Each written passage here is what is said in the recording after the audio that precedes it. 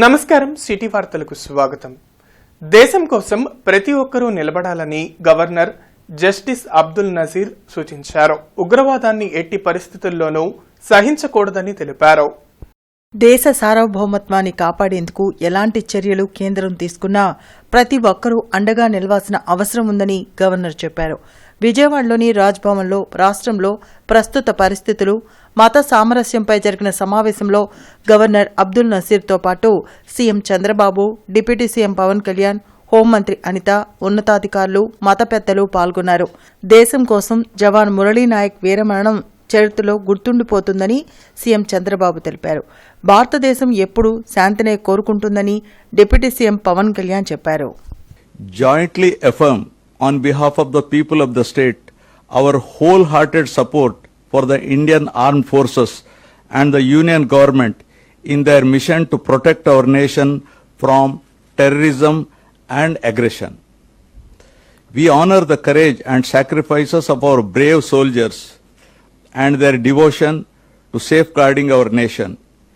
We stand in solidarity with the citizens of our border states who continue to endure the emotional and logistical hardships of living in vulnerable areas with inspiring resilience. Their steadfastness in the face of adversity will forever remain etched in the memory of a grateful nation. రెండు దేశాల మధ్య ఎవరైతే ఈ యొక్క army చీఫ్లు ఉన్నారో వాళ్ళందరూ మాట్లాడుకుని కాల్పుల విరమణ చేయాలని చెప్పి ఆలోచించడం, ఈ కాల్ కూడా పాకిస్తాన్ నుంచి రావడం, భారతదేశం ఒప్పుకోవడం, ఈ రెండు చూసినప్పుడు మళ్ళీ మన దేశం ఎప్పుడు కూడా యుద్ధం చేయాలని కానీ ఇలాంటి ఆలోచన ఎప్పుడూ లేదు. కానీ ఉగ్రవాదం మీద, టెర్రరిస్టుల పైన రాజీ లేని పోరాటం చేస్తామని ముందు చెప్పారు. దానికి ఎప్పుడూ కట్టుబడి ఉంటారు. అందుకే ఇప్పుడే మీరు చూస్తే సీజ్ ఫైర్ కూడా పాకిస్తాన్ నుంచే వచ్చింది. వాళ్ళు ఫోన్ చేసిన తర్వాత మన వాళ్ళు కూడా దీన్ని ఆమోదించే పరిస్థితికి వచ్చారు. ఈరోజు 5 గంటల నుంచి ఇది అమల్లోకి వచ్చింది. సార్, యుద్ధం కావాలని మనం ఎవరం కూడా కోరుకోం, గొడవ పెట్టుకోవాలని ఎవరూ కోరుకోను. కానీ ఒకసారి దాడి చేస్తున్నప్పుడు ఒకసారి ఆత్మ రక్షణార్థం చేయక తప్పదు. ఒకసారి చాలా ప్రత్యేక పరిస్థితుల్లో ఈ యుద్ధ పరిస్థితులు వచ్చినాయి. ఈ త్వరలోనే ముగిసిపోవాలని కోరుకుంటున్నాం. ఆ పరిస్థితుల్లో అందరూ అడుగులేస్తారని చెప్పి నేను ఆశిస్తా ఉన్నాను. అదేదో అలాంటి శుభవార్త కూడా రావాలని నేను ఆశిస్తున్నాను. అందుకని ప్రతి ఒక్కరికి ఇది భవిష్యత్తులో ఈరోజు ఇలాంటి పరిస్థితులు వస్తాయి, యుద్ధాలు వెళ్ళిపోతాయి. కానీ భారతదేశం తాలూకు సోషల్ ఫ్యాబ్రిక్, దీన్ని మటుకు మనం చెడగొట్టుకోకుండా ఎప్పటికప్పుడు ఇది పన్నాగాలు పన్నుతూనే ఉంటారు. ఒక మాట అనేస్తారు, ఇదనేస్తారు. కానీ వీటిని ఎప్పటికప్పుడు మనందరూ ఏకమయ్యి మన మతాల్లో కావచ్చు, మన పరిధిలో కావచ్చు, whether you're Muslim, Christian, Hindu, Sikh, Jain, Buddhist, somewhere we have to keep on reaching out to our own kith and kin, to our own communities. We have to tell them. ఈరోజు గవర్నర్ గారు పెట్టిన ఈ మీటింగ్ నిజంగా చాలా అర్థవంతమైన మీటింగ్. ఎందుకంటే ఎన్నో కులాలు, ఎన్నో మతాలు, ఎన్నో సంస్కృతులు ఉన్న విజయవాడ లాంటి సిటీలోనే ఉదయం చెప్తే సాయంత్రానికి ఇంతమంది మత పెద్దలు వచ్చారంటే భారతదేశం అంతా కలిస్తే ఎంతమంది ఉంటారో ఒకసారి ఆలోచించండి. వాళ్ళందరం కలిసిగట్టుగా ఈరోజు ఇంకొక విషయం చెప్పాలండి. 75 సంవత్సరాలు స్వతంత్రం వచ్చిన తర్వాత భారతదేశంలో, పాకిస్తాన్లో కానీ ఇంకా ఏ దేశాల్లో కానీ మన భారతీయుడు వాళ్ళని వెళ్ళి చంపేయడనో, వాళ్ళని ఇబ్బంది పెట్టడనో ఎక్కడ కూడా కనిపించదు. నేను నిజంగా గర్వంగా చెప్పగలను అన్నమాట, ఒక పౌరురాలుగా చెప్పగలను. అటువంటిది అది కాక మనల్ని అక్కడ మన వాళ్ళని ఇబ్బంది పెడతారు, ఇక్కడికి వచ్చి కూడా వాళ్ళు మన వాళ్ళని ఇబ్బందులు పెట్టే పరిస్థితి. ఇందాక సోదరుడు చెప్పినట్టు మతం అడిగి చంపే పరిస్థితులు వచ్చినాయంటే కేవలం మతాల మధ్యలో చిచ్చు పెట్టాలి, భారతదేశ అభివృద్ధికి ఆటంకం కలిగించాలని ఏకైక ఉద్దేశంతో చేస్తున్న పనిగా మనందరం కూడా భావించుకోవాల్సిన అవసరం ఉంది. స్కిల్ డెవలప్మెంట్ కార్పొరేషన్ ఆధ్వర్యంలో మెగా జాబ్ మేళా జరగనుంది. మే 14న జలగం రామారావు మున్సిపల్ హైస్కూల్లో నిర్వహించే ఈ జాబ్ మేళాకు సంబంధించిన పోస్టర్ను ఎమ్మెల్యే నసీర్ అహ్మద్ ఆయన కార్యాలయంలో ఆవిష్కరించారు. సుమారు 40 కంపెనీలు ఈ జాబ్ మేళాలో పాల్గొంటాయని, నిరుద్యోగులు ఈ అవకాశాన్ని సద్వినియోగం చేసుకోవాలని సూచించారు. రాష్ట్రంలో 5 సంవత్సరాల్లో 20 లక్షల మందికి ఉద్యోగాలు కల్పిస్తామన్నటువంటి మాటని ధృవీకరిస్తూ రాష్ట్ర వ్యాప్తంగా ఆంధ్రప్రదేశ్ స్కిల్ డెవలప్మెంట్ కార్పొరేషన్ ఆధ్వర్యంలో గడిచినటువంటి 3 నెలల నుండి జాబ్ మేళాను ప్రభుత్వం నిర్వహిస్తున్నటువంటి పరిస్థితులు ఉన్నాయి. అందులో భాగంగా రేపు మే 14వ తారీఖున గుంటూరు తూర్పు నియోజకవర్గంలో జలగం రామారావు హై స్కూల్లో, నా సెంటర్లో ఉన్నటువంటి జలగం రామారావు హై స్కూల్లో ఉదయం 9 గంటలకు ఈ జాబ్ మేళా ప్రారంభించబడతా ఉంది. అందులో దాదాపు టీసీఎస్, అలాగే ఎమరాన్, హెటిరో, అలాగే అరబిందో ఫార్మా ఇటువంటి పెద్ద పెద్ద కంపెనీలన్నీ కూడా 40 కంపెనీలు పార్టిసిపేట్ చేయబోతా ఉన్నాయి. దాదాపు 1160 మందికి ఉద్యోగ అవకాశాలు కల్పించే గౌరవ శాసనసభ్యులు గారి ఆదేశాలతో మనము నిరుద్యోగ యువతకి ఎక్కువ సౌకర్యం కల్పించాలని, ఎక్కువ కంపెనీలు తీసుకురావాల్సిన ఉద్దేశంగా ఆదేశించారు. కాబట్టి సార్ ఆదేశాల ప్రకారము సుమారు 43 కంపెనీలు ఆ రోజు మనకి ఉద్యోగ మేళాలో పార్టిసిపేట్ చేస్తున్నాయి. సో వీళ్ళకి వచ్చేసి మనకి 10th క్లాస్ నుంచి బీటెక్ వరకు, 10th, intermediate, ITI and PG ఎవరైనా సరే మనకి ఆ క్వాలిఫికేషన్ తగ్గట్టు కంపెనీస్ ఉన్నాయి. సో అన్ని సెక్టర్లు కవర్ అయ్యే విధంగా మేము ప్లాన్ చేయడం జరిగింది. సో దీంట్లో వచ్చేసి మనకి స్టార్టింగ్ శాలరీ 10,000 నుంచి స్టార్ట్ అవుతుంది. మాక్సిమం 35,000 ఇస్తారు. సో ఫ్రెషర్స్ శాలరీస్ కాబట్టి బేస్డ్ ఆన్ వాళ్ళ క్వాలిఫికేషన్, ఎక్స్పీరియన్స్ బట్టి కూడా శాలరీ అనేది ఫిక్స్ చేయడం జరుగుతుంది. ఆంధ్రప్రదేశ్ సమగ్రాభివృద్ధిపై జనచైతన్య వేదిక ఆధ్వర్యంలో ముఖాముఖి కార్యక్రమం జరిగింది. రామన్నపేటలో నిర్వహించిన ఈ కార్యక్రమంలో మాజీ మంత్రి వడ్డే శోభనాద్రీశ్వరరావు పాల్గొని మాట్లాడారు. కేవలం రాజధాని అమరావతిపైన కూటమి ప్రభుత్వం దృష్టి పెడితే రాష్ట్రంలోని ఇతర ప్రాంతాలు ఎలా అభివృద్ది చెందుతాయని ప్రశ్నించారు. విభజన చట్టంలోని హామీల అమలుపై సీఎం చంద్రబాబు కేంద్ర ప్రభుత్వంపై ఒత్తిడి పెంచాలన్నారు. వ్యవసాయ రంగాన్ని కాపాడి రైతులకు అండగా నిలవాలని వడ్డే శోభనాద్రీశ్వరరావు సూచించారు. ఒక్క పారిశ్రామిక రంగంపైనే రాష్ట్ర ప్రభుత్వం దృష్టి పెట్టడం కరెక్ట్ కాదన్నారు. కార్యక్రమంలో వల్లంరెడ్డి లక్ష్మణరెడ్డి, సుబ్రహ్మణ్యం, పావులూరి రమేష్ తదితరులు పాల్గొన్నారు. రాష్ట్రం మొత్తం మీద అన్ని ప్రాంతాలలో అభివృద్ధిని ఎట్లా ముందుకు తీసుకువెళ్దాం, మనం ఏ అభివృద్ధి, ఏ పరిశ్రమ ఏ ప్రాంతంలో వస్తే బాగుంటుంది, ఏది పని ముందు చేయాలి, దేనికి ముందు పెట్టుబడి పెట్టాలి, ఆ తర్వాత ఏంటి, లాస్ట్లో ఏంటి అనేటటువంటి ఒక జాగ్రత్తగా ఆలోచించి సరైన ప్రాధాన్యతలనిచ్చి ఖర్చు పెట్టి ప్రజలకి మేలు జరిగేటట్టుగా, ఉపాధి అవకాశాలు మెరుగయ్యేటట్టుగా, వాళ్ళకి ఆదాయాలు పెరిగేటట్టుగా, కొనుగోలు శక్తి పెరిగేటట్టుగా, దానితో పాటు రాష్ట్రం యొక్క సర్వతోముఖ అభివృద్ధి సాధించే దిశగా కృషి చేయవలసిన అవసరం ఉంది.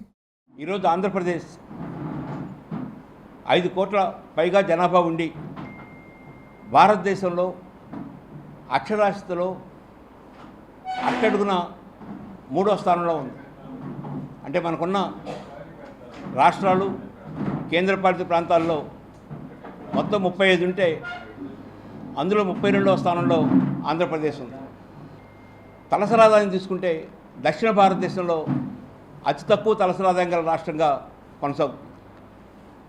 ప్రతి నెల 6,000 కోట్ల రూపాయలు అప్పులకి చెల్లించడానికి, ముఖ్యంగా వడ్డీలు చెల్లించడానికి ఖర్చు పెడుతున్న పరిస్థితి. రాష్ట్ర విభజన తర్వాత రాష్ట్రం పెద్ద ఎత్తున విధ్వంసానికి గురై అభివృద్ధికి నోచుకోకుండా బాగా వెనుకబడిన రాష్ట్రంగా మారిన పరిస్థితి. పేదలకు మెరుగైన వైద్యం అందించాలనేదే కూటమి ప్రభుత్వ లక్ష్యమని ఎమ్మెల్యే నసీర్ అహ్మద్ అన్నారు. గుంటూరు తూర్పు నియోజకవర్గంలోని ఆయన కార్యాలయంలో సీఎంఆర్ఎఫ్ చెక్కులను లబ్దిదారులకు పంపిణీ చేశారు. గత 8 నెలల్లో ఒక్క తూర్పు నియోజకవర్గంలోనే 1,80,00,000 రూపాయల సీఎంఆర్ఎఫ్ చెక్కులను అర్హులైన పేదలకు అందించినట్లు ఎమ్మెల్యే వివరించారు.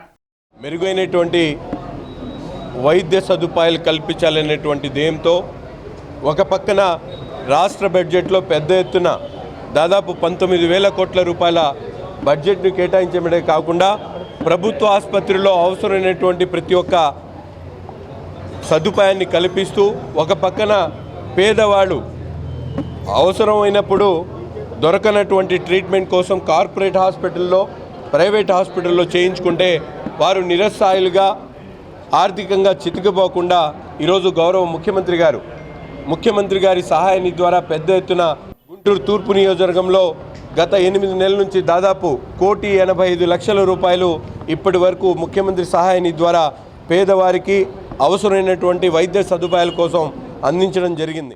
పాకిస్తాన్తో జరుగుతున్న యుద్ధంలో వీరమరణం పొందిన భారత సైనికుడు మురళీనాయక్ చిత్రపటానికి మాజీ సైనిక ఉద్యోగుల సంఘం నాయకులు పుష్పాంజలి ఘటించారు. అరండల్పేటలోని జిల్లా టీడీపీ కార్యాలయంలో జరిగిన సంస్మరణ కార్యక్రమంలో మాజీ సైనికోద్యోగులు అమర్ జవాన్ మురళీకి నివాళులర్పించారు. ఈ సందర్భంగా రాష్ట్ర అధ్యక్షులు ఎం శంకర్రావు, ఐ రత్నప్రసాద్ మాట్లాడుతూ గత 30 సంవత్సరాల నుండి ఉగ్రవాదులు మన దేశంలో దాడులు చేస్తూనే ఉన్నారని అన్నారు. భారతదేశం తరపున యుద్దంలో పాల్గొనడానికి మాజీ సైనికోద్యోగులు సిద్దంగా ఉన్నారని హామీ ఇచ్చారు. ఈ కార్యక్రమంలో వాకా ఆదినారాయణ, లక్ష్మీనారాయణ, మాదాల చినకొండలరావు తదితరులు పాల్గొన్నారు. ఈ ఉగ్రవాదుల బెడద ఇప్పట్లో వచ్చింది కాదు, గతంలో 30-35 సంవత్సరాల నుంచి సాగుతోంది. మేమందరం కూడా అక్కడ ఇదే బాధ జేఎండ్కే ఏరియాలో పనిచేసినప్పుడు అనేకమైనటువంటి ఆపరేషన్స్లో పాల్గొనడం జరిగింది. ఈ ఉగ్రవాది ఎక్కడ ఉంటాడో, ఎప్పుడు వస్తాడో, ఎక్కడ అటాక్ చేస్తాడో అనేది ఎవరికీ తెలియని విషయం. వీరి వెనక ఉన్నటువంటి పాకిస్తాన్ ప్రభుత్వం అంతకంటే ఎక్కువ ఘోరమైంది. ఎందుకంటే పాకిస్తాన్ డైరెక్ట్గా ఎప్పుడూ మన మీద అటాక్ చేయలేదు. 1971లో 75లో వీళ్ళు విపరీతమైన పరాభవం చెందిన తర్వాత కూడా వాళ్ళకి బుద్ధి లేదు. తెలుగుదేశం పార్టీ కేంద్ర ప్రభుత్వంలో ఎంత కీలకమైందో అందరికీ తెలుసు. అలాగే తెలుగు సైన్యం అనే పేరుతో యుద్ధానికి మేము సిద్ధం అవుతున్నాము. అది చంద్రబాబు గారి నాయకత్వంలో ఈ సైన్యాన్ని రెడీ చేసి మేము ఈ లిస్టు సేకరించి మా అవసరం ఎప్పుడవుతుందో గుర్తించి ఏ టైంలో మమ్మల్ని రమ్మని చెప్పినా సరే మా అనుభవాన్ని మన దేశం కోసం మేము సాయశక్తులా కృషి చేస్తామని ఈ సభాముఖంగా తెలియజేస్తున్నాను. మరొకసారి చెబుతున్నాను, మా అసోసియేషన్ తరఫు నుంచి మేము తెలుగు సైన్యంగా అనే పేరు పెట్టుకుని మేము ముందుకెళ్ళడానికి సిద్ధంగా ఉన్నాం. ఏ టైం సరే, అర్ధరాత్రి ఫోన్ వచ్చినా సరే. ఆపరేషన్ సింధూర్ విజయవంతం కావాలని సంగడిగుంటలోని దాసాంజనేయ స్వామి దేవస్థానంలో బీజేపీ నాయకులు ప్రత్యేక పూజలు నిర్వహించారు. పెహల్గాం ఉగ్రదాడికి కౌంటర్గా భారత సైన్యం ఆపరేషన్ సింధూరా పేరుతో 9 ఉగ్రవాద శిక్షణా కేంద్రాలను ధ్వంసం చేసిందని మండల అధ్యక్షులు మల్లాల లక్ష్మణ్ తెలిపారు. అయినా బుద్ధిరాని పాకిస్తాన్ రెచ్చగొట్టే ధోరణిలో దాడులు చేస్తుందని, మన భారత సైన్యం ధీటుగా ఎదుర్కొంటుందని అన్నారు. మన సైనికులు అఖండ విజయం సాధించాలని దాసాంజనేయ స్వామి వారికి ప్రత్యేక పూజలు నిర్వహించామని అన్నారు. ఈ కార్యక్రమంలో నేరెళ్ల మాధవరావు, సాధు రామకృష్ణ, లక్ష్మీకుమారి, సాధు సాయి, ఆనంద్, సులోచన కృష్ణ తదితరులు పాల్గొన్నారు.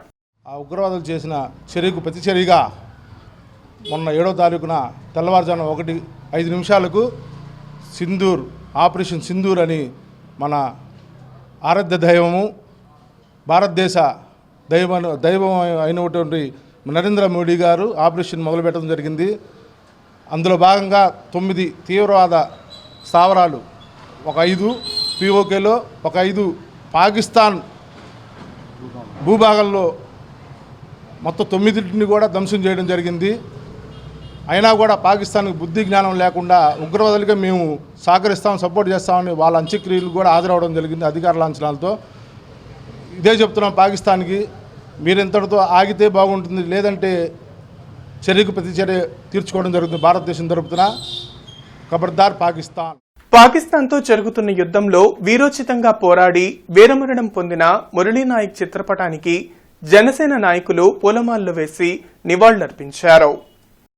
శ్రీనివాసరావు తోటలో జరిగిన సంస్మరణ కార్యక్రమంలో జనసేన పార్టీ అధికార ప్రతినిధి ఆళ్లహరి పాల్గొని నివాళులర్పించారు. ఈ సందర్భంగా ఆయన మాట్లాడుతూ పాకిస్తాన్తో జరుగుతున్న యుద్ధంలో వీరమరణం పొందిన మురళీనాయక్ భారతీయుల మధ్యలో చిరస్థాయిగా నిలిచిపోతారని అన్నారు. మురళీనాయక్ను కన్న తల్లిదండ్రుల ధన్యులని కొనియాడారు. వారికి భారత ప్రజలంతా అండగా ఉంటారని అన్నారు.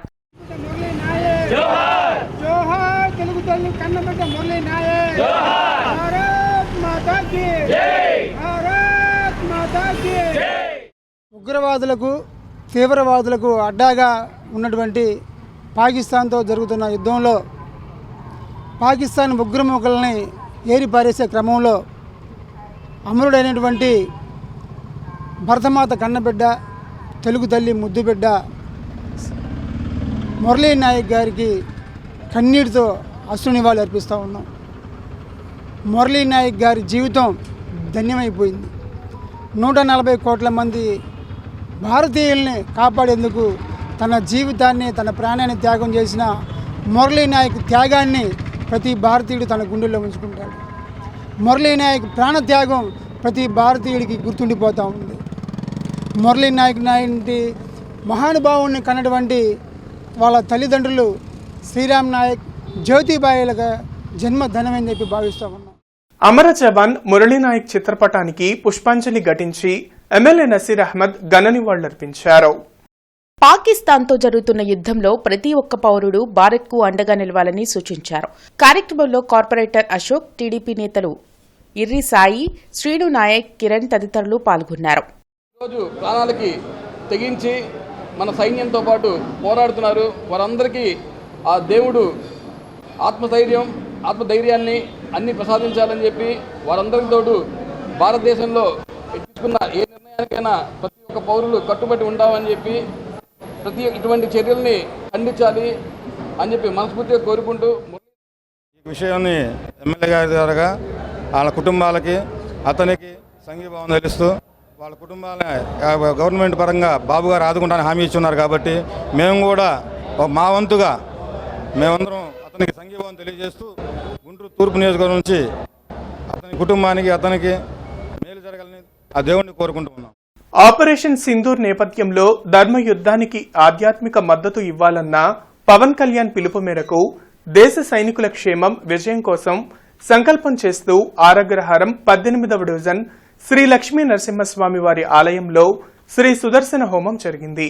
ఈ కార్యక్రమంలో ఆలయ అర్చకులు ఈవో శానం రమేష్, దాసరి వెంకటేశ్వరరావు, శ్రీపతి భూషయ్య తదితరులు పాల్గొన్నారు. ఇదానీం ప్రదర్శ్యమాన భారత సైనికానాం యుద్ధ విషయే సర్వత్ర సర్వ విజయ ప్రసాద సిద్ధ్యర్థం శ్రీ సుదర్శన అనుగ్రహ ప్రసాద సిద్ధ్యర్థం శ్రీ లక్ష్మీ నరసింహ స్వామినః కృపా కటాక్షతా సిద్ధ్యర్థం యథాశక్తి శ్రీ సుదర్శన హోమాఖ్యం కర్మ కరిష్యే అపఉపస్పృశ్య. దేశవ్యాప్తంగా మే 20న జరగనున్న సార్వత్రిక సమ్మెను జయప్రదం చేయాలని ఏఐటీయూసీ గౌరవ అధ్యక్షులు వెలుగురి రాధాకృష్ణమూర్తి పిలుపునిచ్చారు. కొత్తపేట మల్లలింగం భవన్లో జరిగిన మీడియా సమావేశంలో ఏఐటీయూసీ, సిఐటియు నేతలు మాట్లాడారు. కార్మిక చట్టాలకు వ్యతిరేకంగా ప్రవేశపెట్టిన 4 లేబర్ కోడ్లను రద్దు చేయాలని ఎన్నోసార్లు ధర్నాలు చేసినా ఏ ప్రభుత్వాలకు చీమ కుట్టినట్టేనా లేదని మండిపడ్డారు.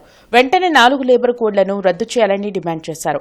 కార్మిక, ఉద్యోగుల సమస్యల సాధన కోసం మే 20న దేశవ్యాప్తంగా సార్వత్రిక సమ్మెకు వెళ్తున్నామని అన్నారు. ఈ కార్యక్రమంలో సిఐటియు రాష్ట్ర కార్యదర్శి డి రమాదేవి, మేడ హనుమంతరావు, ఆకిటి అరుణ్ కుమార్ తదితరులు పాల్గొన్నారు.